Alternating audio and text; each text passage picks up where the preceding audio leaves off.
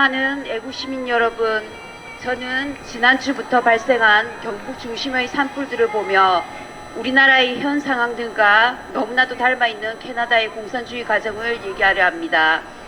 캐나다는 이번 달 사임한 저스틴 트루도의 아버지 피에르 트루도가 총리이던 1970년대에 사회주의 정책들이 처음 들어오기 시작했고 90년대 중반부터 개구리가 끓는 물에서 서서히 죽듯 사람들이 의식하지 못한 사이 온갖 이상한 법들이 만들어지고 시행됐으며 2015년 저스틴 트루도가 들어오며 공산당의 본색을 다 드러내 어쩌면 나라 전체가 망가졌다고 해도 무방할 정도의 국가가 되어버렸습니다. 저는 아직도 2015년 그 당시를 생생히 기억합니다. 캐나다는 사실상 보수당은 좌파고 자유당은 더 급진 좌파인데 보수당의 오랜 정권하에 비싼 물가와 높은 세금에 지친 캐나다 국민들은 정당을 바꾸면 어쩌면 달라질지도 모른다는 기대로 많은 사람들이 자유당의 트루도를 뽑았습니다. 무관심과 정치에 대한 무지의 결과였습니다. 거기다 젊은이들에겐 대마초에 합법화라는 달콤한 공약이 그를 총리로 만드는 데 기여했습니다. 총리가 된 트루도가 취임하자마자 한 일 중 하나가 캐나다의 가장 큰 자원이고 가장 큰 산업인 석유화학 산업의 몰락을 초래하는 탄소세의 적용이었습니다. 탄소세는 캐나다의 수많은 중소기업들을 문 닫게 했고 대기업들이 캐나다를 떠나고 일자리를 없애는 데 큰 몫을 했습니다. 문재인이 행했던 탈원전과 삼성과 같은 대기업들에 대한 압박이랑 상당히 비슷하지 않습니까? 캐나다는 오랜 세월 동안의 교육의 작용화로 대부분의 사람들 생각이 상당히 진보적이지만 그래도 우리나라의 경북과 마찬가지로 가장 보수적이며 잘 사는 주가 있습니다. 그곳이 석유산업의 본거지인 알버타주인데 탄소세로 트루도에 대한 반감이 가장 큰 곳이기도 합니다. 그런데 트루도가 취임 후 2016년, 2019년, 2023년, 2024년도 알버타주에 도저히 잡히지 않는 야생불들로 엄청난 피해가 있었습니다. 저희 시이모님은 70평생 캐나다에 저런 불을 처음 봤다. 이건 분명히 트루도의 고의적인 방화다라는 말씀을 항상 되뇌이십니다. 사실 많은 사람들이 그렇게 생각합니다.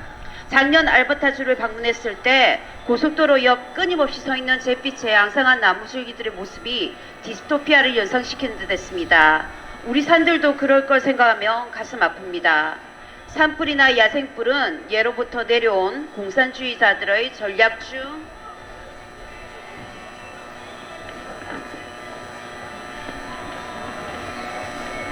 사회를 혼란시키고 뭔가를 얻기 위한 가장 손쉬운 방법입니다. 미국의 바이든 정권 하에 하와이불로 유명 셀럽들과 정계 인사들이 미국 원주민들의 아름다운 땅을 헐값에 뺏어갔고 LA불로 트럼프의 취임을 힘들게 한 사건들이 불과 얼마 전에 있었는데 아직도 지난주 40여 군데에서 동시에 일어난 산불을 의심 없이 바라보는 사람들이 있다면 빨리 깨어나시기 바랍니다. 트루도가 캐나다를 망치기 위해 저지른 일들은 열거하기조차 힘들 정도로 많지만 그중 한 가지가 펜타닐입니다. 대마초에 합법화는 다른 모든 마약들의 유통을 사실상 촉진시켰으며 중국으로부터 암암리에 들여온 펜타닐은 캐나다의 수많은 젊은이들을 사망에 이르게 했고 브리티시 콜롬비아주 국경을 통해 미국으로 보내 북미 전체를 펜타닐 지옥으로 만들었습니다. 그러한 이유 때문에 트럼프가 간세로 캐나다에 압박을 넣고 트루도를 사임하게 만든 것입니다. 올해 캐나다에서 발표된 보고서에 따르면 중국이 캐나다 부정선거에 관여해 트루도가 총리 자리를 지키는 데 기여했다고 합니다. 전 그에 대한 대가로 펜타닐의 유통이 이루어졌다고 봅니다. 마약은 사실상 캐나다 사회주의 정치인들의 오랜 동안의 국민들을 우매화시키기 위한 정책이었습니다. 상당수의 사람들이 병원에서 처방된 진통제로 마약 중독자가 되고 고등학교에선 학교 건물 밖이라 하면 마약하는 건 다 허용해주며 점심시간 급식실에서 학생들이 중독자를 만들기 위해 마약 사탕을 무료로 나눠주거나 또 거래를 하는 건 일상적인 광경이며 아무런 규제도 받지 않습니다. 주사 바늘을 공유하면 다른 질병에 걸릴 수 있다는 명목으로 마약 중독자들에게 마약을 놔주는 인사이트라는 정부기관이 각 도시마다 설치되어 있는 걸 보면 그들이 국민을 중독자로 만드는데 얼마나 열심인지 알 수 있습니다. 캐나다의 젊은 세대를 망친 무서운 정책은 DEI나 LGBTQ+와 같은 PC주의입니다. 미국 사람들이 바이든에게 가장 화내고 트럼프 열풍을 일으키게 한 이유 중에 한 가지이기도 한 PC주의의 문제점에 대해 우리나라 방송에선 전혀 부각시키지 않고 오히려 사람들이 그것에 대해 긍정적으로 생각하도록 미디어 세뇌를 하고 있습니다. 캐나다 초등학생들은 성교육 시간에 동성애를 배우며 성을 언제든지 바꿀 수 있다라고 세뇌 교육을 받습니다. 학교나 공공시설엔 중립화장실이 있으며 그런 교육의 결과로 청소년기의 아이들은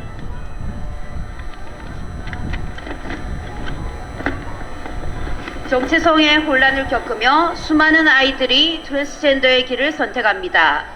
고등학교 한반 25명 중 적어도 5명 이상이 게이나 레즈비언, 트랜스젠더의 길을 택하고 있고 90% 이상의 아이들이 상황에 따라 본인들도 언제든지 성을 바꿀 수 있다라고 사고를 갖게 됩니다. 12세 이상의 아이가 트랜스젠더가 되겠다는 것에 부모가 반대하면 그 부모는 아동 청소년 학대죄에 해당되어 아이와 분리되고 상담사의 권유로 그 아이는 부모 허락 없이 트랜스젠더 수술을 국민 세금으로 받을 수 있습니다.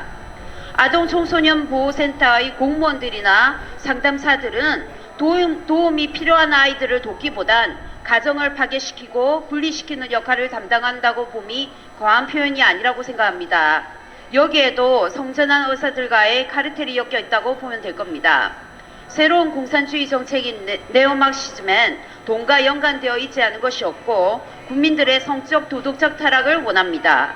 그것이 그들이 원하는 세상이니까요. 만약 민주당이 정권을 잡고 교육감도 좌파가 된다면 우리나라도 가장 급속도로 추진되는 게 PC주의일 거라고 전 의심치 않습니다. 트루도가 벌인 또 하나의 정책은 난민 이민자 정책입니다. 시리아 난민과 특정 민족들만을 위한 이민자 정책으로 인한 주택 부족으로 캐나다의 집값은 2~3배가 올랐으며 국민 세금으로 그들에겐 집과 생활비를 다 퍼주고 정작 캐나다 시민들은 렌트비를 못 내 거리로 나앉는 사태가 벌어진 게 현재 상황입니다. 노숙자 쉼터들은 국가 부채의 이유로 다 없애 각 도시마다 텐트에서 생활하는 텐트시티라는 노숙자 텐트촌이 생겼습니다. 한동훈이 법무부 장관 시절 이민자 정책 어쩌고 할 땐 전 그놈이 좌파라고 확신을 하게 된 것도 이 정책에 대해 알아서입니다. 유럽과 북미가 무너진 이유 중 가장 눈에 띄는 게 이민자 정책이며 그 또한 기독교 문화를 없애고 민족의 정체성을 없애려는 공산주의 전략입니다. 지금 우리는 과거와 현재, 우리나라와 전 세계에서 일어나는 일들을 하나로 묶어보는 시각을 키워야 합니다. 공산주의와 반공산주의의 싸움은 권력의 힘으로 다수의 국민들을 억압하고 짓밟는 악한 세력과 거기에 대항하는 사람들 구도 간의 갈등입니다. 이 악한 세력들은 과거부터 언제나 있어 왔지만 평등, 박애, 환경보호, 민주화라는 가면을 쓰고 사람들을 속이고 세뇌시켰고 이젠 그 얼굴을 드러내며 우리의 자유와 행복을 빼앗으려 합니다.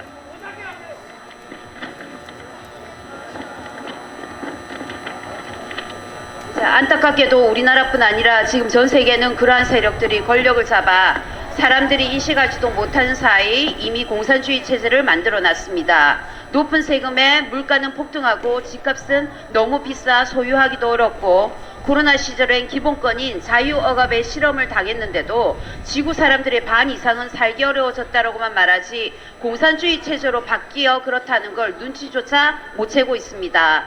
공산주의자들의 전략들은 동서고금을 막론하고 똑같은 형태로 이루어지고 있습니다. 그들은 우리처럼 상식과 법을 지키지도 양심도 있지 않습니다. 우리가 해야 할 일은 이들의 전략들에 넘어가지 않도록 깨어 있어야 하며 아직도 깨어나지 못한 주변 사람들을 일깨워야 하는 의무를 가지고 있습니다. 어서 빨리 윤 대통령이 복귀해 트럼프와 함께 그들을 물리치고 바른 세상이 오길 기원합니다. 감사합니다. 지금 사실은 내용을 축소해서 했는데도 이 정말로 중요한 이 내용을 따뜻한 강의실에서 강의 형식으로 들었으면 참 좋겠다는 생각이 듭니다. 바람 불고 날씨가 춥다 보니까 사실 이 중요한 내용도 그렇게 썩 잘 들어오지 않는 모양입니다. 다음에 강의식으로 해서 한번 들어보도록 하겠습니다. 강신혜 동지 수고하셨습니다. 감사합니다. 자,